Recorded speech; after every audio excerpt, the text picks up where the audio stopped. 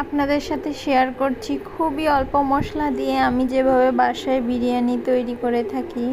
তার জন্য নিয়ে নিয়েছি চিকেন লেগ পিস।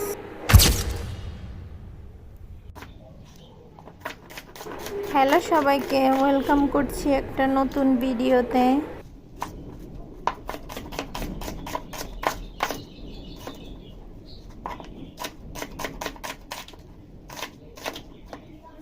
কিছুটা পরিমাণ পেঁয়াজ কুচি করে নিলাম বেরেস্তা করার জন্য, আর নিয়ে নিয়েছিলাম এক টুকরো আদা এবং 2টা আলু।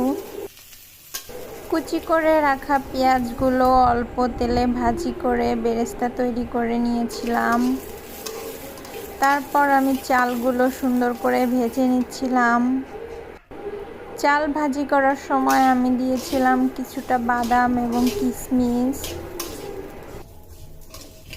এরপর আমি বিরিয়ানিতে ব্যবহার করার জন্য চিকেনটা রেডি করে নিব। তার জন্য নিয়ে নিয়েছিলাম আদা বাটা, রসুন বাটা, পেঁয়াজ বাটা, ধনিয়ার গুঁড়া, মরিচের গুঁড়া, স্বাদমতো লবণ এবং বিরিয়ানি মশলা।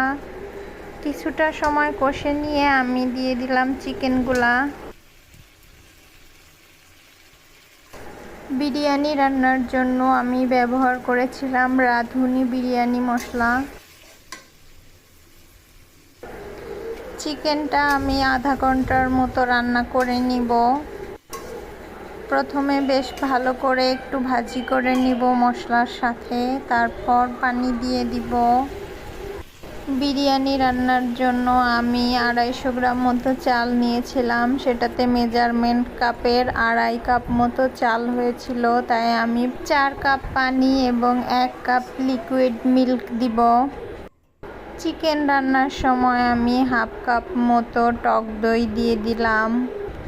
এখন আমি রাঁধুনির রেডি মিক্স মশলাটা অ্যাড করব। এটার 1 প্যাকেট মশলা 1/2 কেজি চালের জন্য রান্না হয়ে থাকে। যেহেতু আমি 250 গ্রাম চাল রান্না করছি, তাই আমি অর্ধেক প্যাকেটটা দিব। চিকেনটা আমার রান্না করা শেষ। এখন আমি রাইসটা রান্নায় বসাবো। চালটা প্রায় 90% সিদ্ধ হয়ে আসলে আমি চিকেনটা অ্যাড করব। এই তো এই পর্যায়ে আমি চিকেনটা অ্যাড করে নিব।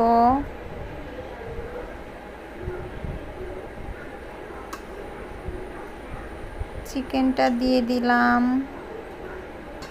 সাথে সামান্য ঘি এবং একটু